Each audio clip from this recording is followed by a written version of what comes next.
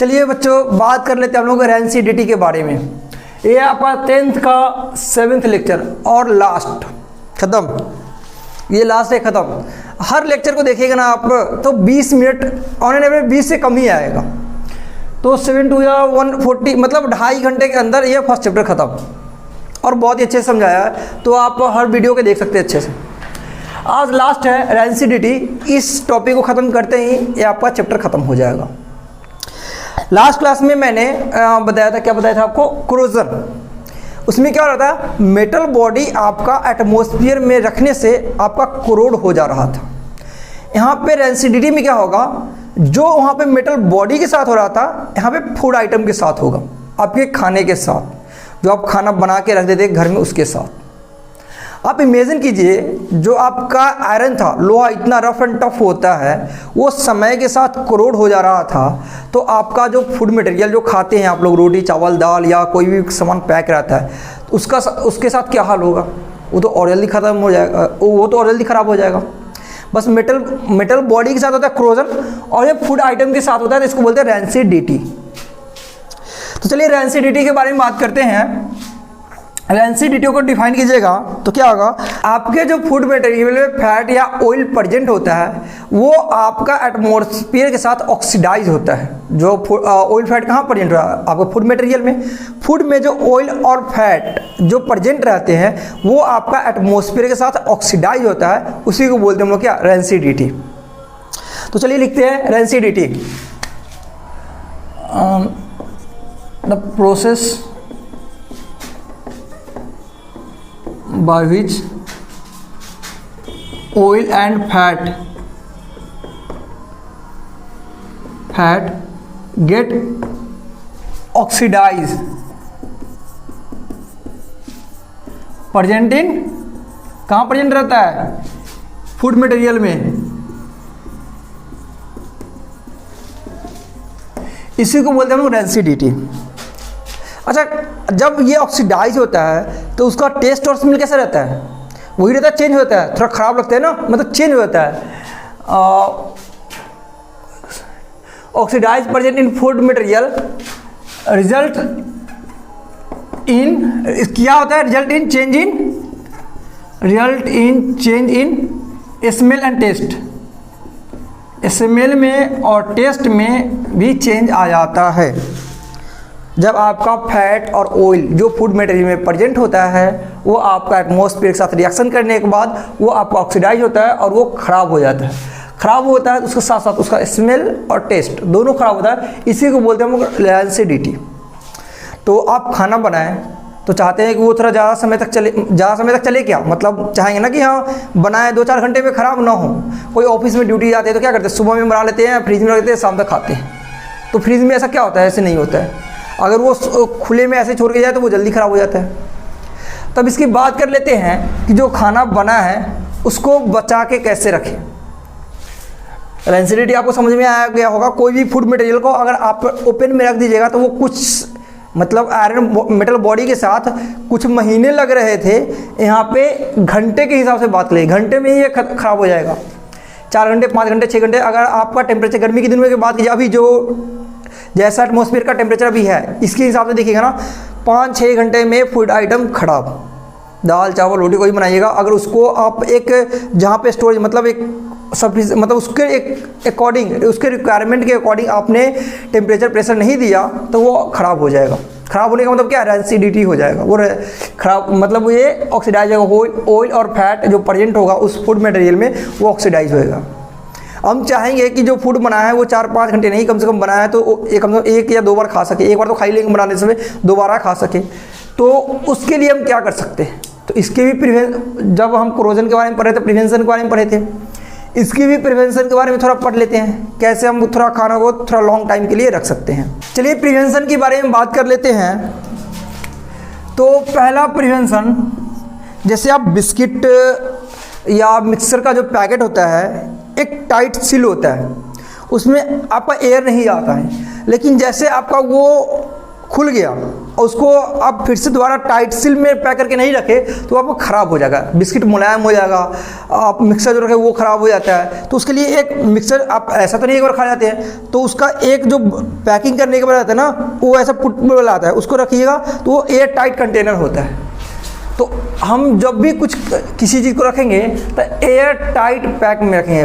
तो पहला आ जाएगा आपको केप्ट या packed in airtight container.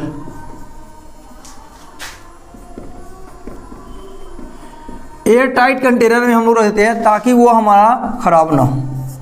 आपने सुना होगा फ्रीज में हम लोग खाना रख देते हैं। फ्रीज में खाना रखने से क्या होता है, वहाँ का टेम्परेचर लो रहता है, एटमॉस्फेयर का टेम्परेचर हाई होता है। ऐसा क्या होता है टेम्परेचर लो और टेम्परेचर हाई में, तो लो टेम्परेचर में जो आपका फूड आइटम पे जो मतलब बैक्टीरिया जो प्रोड्यूस होगा वो नहीं होता है लो टेम्परेचर पे। हाई टेम्परेचर पे वो जल्दी हो जाता है। हाई टेम्परेचर पे वो बैक्टीरिया का फॉर्मेशन जल्दी हो जाता है फूड आइटम पे, और लो टेम्परेचर पे वो नहीं होता है। तो हम लोग क्या करेंगे,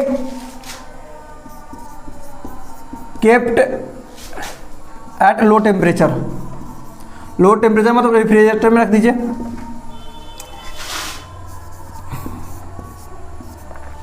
आपने कभी कभी दवाई पे लिखा होगा kept in cold presses, dark cold presses, मतलब सनलाइट से दूर हटा के रखने के लिए। सनलाइट से दूर हटा के क्यों रखते हैं, कोई भी चीज़ आइटम रहता है, बहुत सारा चीज़ देखते हैं कि सनलाइट से दूर हटा के रखे, क्यों?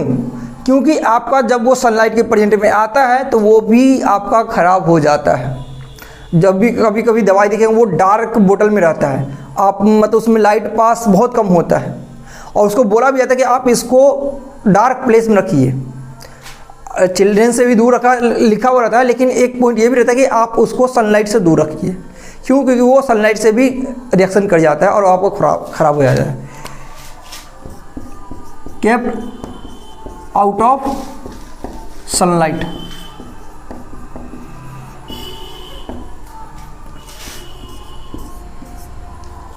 आपने चिप्स का पैकेट या कुरकुरे का पैकेट खाया होगा तो उसमें देखा होगा कि इतना बड़ा पैकेट में इतना बड़ा पैकेट रहेगा, हवा इतना रहेगा और चिप्स इतना ही रहेगा।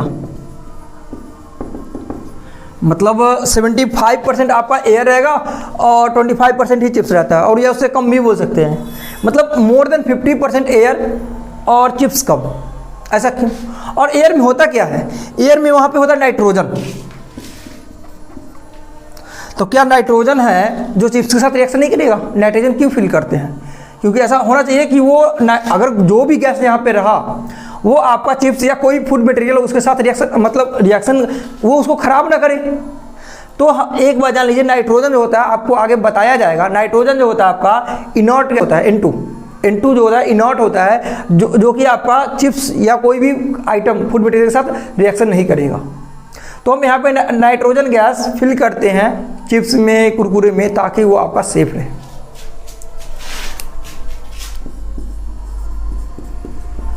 Packed in nitrogen gas.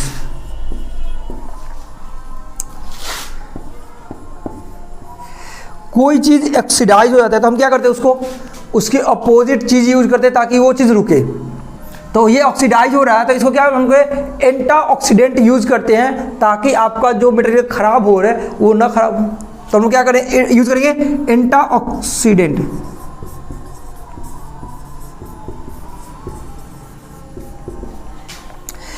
एंटा oxidant आपका होता है BHA BHT। इसका फुल फॉर्म होता है ब्यूटाइलेटेड हाइड्रोक्सी एनिसोल। इसका मतलब BHA ब्यूटाइलेटेड हाइड्रोक्सी टी से टोलीन।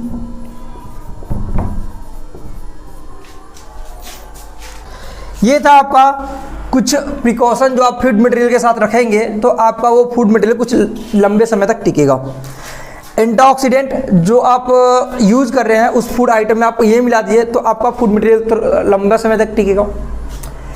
Packed in airtight container, kept at low temperature, kept out of sunlight, packed in nitrogen gas. ये था आपका रेंसिडिटी को आप कैसे स्लो कर सकते हैं, रेंसिडिटी का रेट स्लो कर सकते हैं, ना कि उसको ख़त्म कर सकते हैं।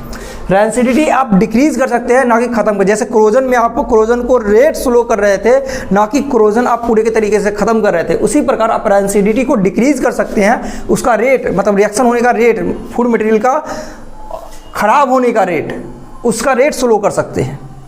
तो ये बात ही आपका रेंसिडिटी। यहाँ पे आपका 10th का ये लास्ट लेक्चर था 7th, जो कि ख़त्म होता है। फर्स्ट चैप्टर पूरा अच्छे तरीके से खत्म हो गया। आप लोग हर लेक्चर को अच्छे से देखिएगा, जो भी दिक्कत होगा आप कमेंट करके बताइए, हम उसको सॉल्व करेंगे।